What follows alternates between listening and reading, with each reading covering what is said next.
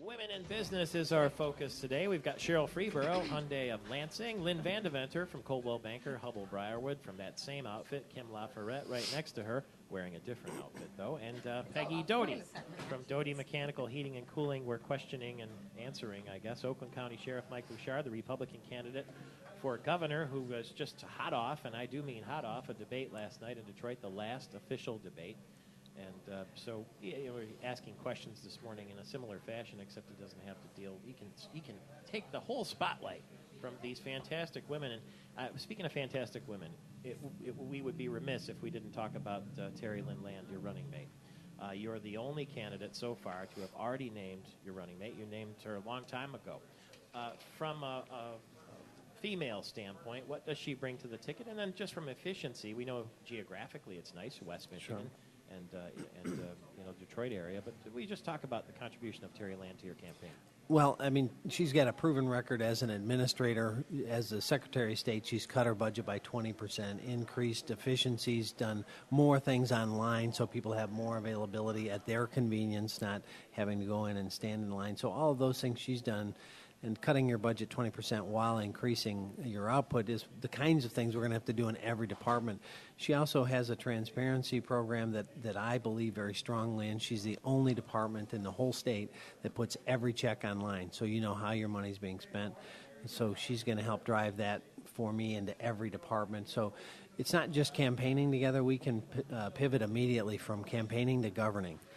Which is critically important because I think the building's on fire. You know, we don't have time to have 10 minutes wasted. As soon as we step into office, we have to go and go fast and go hard to make the changes because I think that we're very close to losing another generation of kids. You know, almost every day someone graduates from this school down the street or across the state and they leave to find their future. My nephew, one of them lives in California. One just lost their job here and is looking for a job in another state. We need to address this with a sense of urgency or we're going to continue to lose our kids and families. And fundamentally, that's why I decided to run, and Terry and I are on the same page with that. You know, her daughter Jessica and my daughter Michaela are like fast friends, and they'll be on the campaign trail towards the end here on our little tour and sending that message that really for us it's about keeping our kids here. That's why we want jobs to come back. We want our kids here first and foremost, and any parent would do anything to keep their kids around them, and that's how I'll govern because that's the goal. For me, it's not re-election, it's keeping my kids here. It's interesting that you mentioned Terry Lynn Land's online efforts and kids, and because you, before Terry Lynn Land, were very supportive of the sex offender registry here in the state of Michigan that, you know, it provides, it either scares people to death or provides them with some level of security and comfort because now, speaking of being transparent, you can go right online, right, find out who's where. Exactly. Well, obviously, again, going back to my background, one of the things that I worked on, one of the very first, I guess, and even I'd use the word rightly, is traumatic case I worked on was the Oakland County child killer. And what stunned me was how many, because I was a younger police officer, and I got kind of the lower level tips, the non-high priority tips. And what stunned me was how many of those people that I was investigating had nothing to do with the Oakland County child killer, but nonetheless were pedophiles. They liked children and they chased children, and I was stunned. You know, I grew up in a house where both parents loved their children, took care of them. I never saw something like that or saw abuse. And so that kind of crystallized in my moment, in my head at that moment, that we really need to do more to protect kids.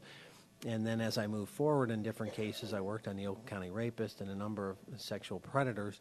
And so when I got to Lansing, one of the priorities I had was how do we get that information to women and children and families to better protect themselves? Information's power. So I wrote the sex offender registry to then ultimately put it online so people could go online and say, hey, if I'm a single woman living in an area and I go jogging, maybe I'll skip that block or go around it. Or if I'm taking our kids out trick-or-treating, that's not a house I want my kids to stop at or walk by on the way home from school, take a different block. So that's fundamentally the reason I wrote that and pushed that so hard is I believe that, you know, you're a convicted sex offender, and a pedophile in their so-called career are likely to have 100 victims. Jeez. And so, you know, it's a very real danger. And, you know, I mean, if there's a toxic dump across the street, people would be incensed if the city didn't tell them And this is that kind of danger. If you've got a pedophile living in your neighborhood, that's the kind of danger for a child that needs to be alerted to, families, I believe. Think that's one thing that's really important is how do we make every city safe, even though we may work in a city that's a little bit rough. And I have a son and 3 grandchildren, and they live up north, and I feel like it's a safe, comfortable spot. He could possibly be more successful down here, but I want him to be in the safest place. And how do we make all of Michigan feel that way, that you can work any place in Michigan? I think that's why we're losing kids, not so much that there aren't the jobs, but maybe they're not the jobs in the safest, most affluent or nicest areas to live in. I don't know about that, Cheryl. The kids are going to New York and Chicago and L.A. I'm sorry. I don't believe that one. Those cities are not in I Do you don't. think our cities don't compare with those cities? Or why I feel are our you think city is it's a lot jobs? safer. I think we're than a lot that. safer. I think think it's the jobs. Lansing is, but I think there are a lot of cities that we don't feel that way about in Michigan. But Or I think am it's the wrong? glamour. I think it's the glamour that's taking a lot of the think? children away. And I see them, when they have their family, starting to look back at values and coming back to their hometowns if their See, parents are still here. Michigan is beautiful, and we have so much to offer. And how do We we do. make kids realize what a great place this is to stay?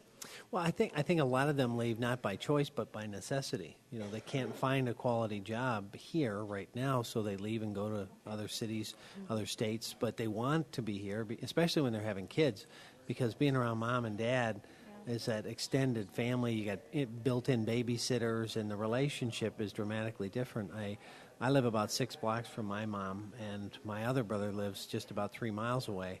And our kids have a very close relationship with Grandma.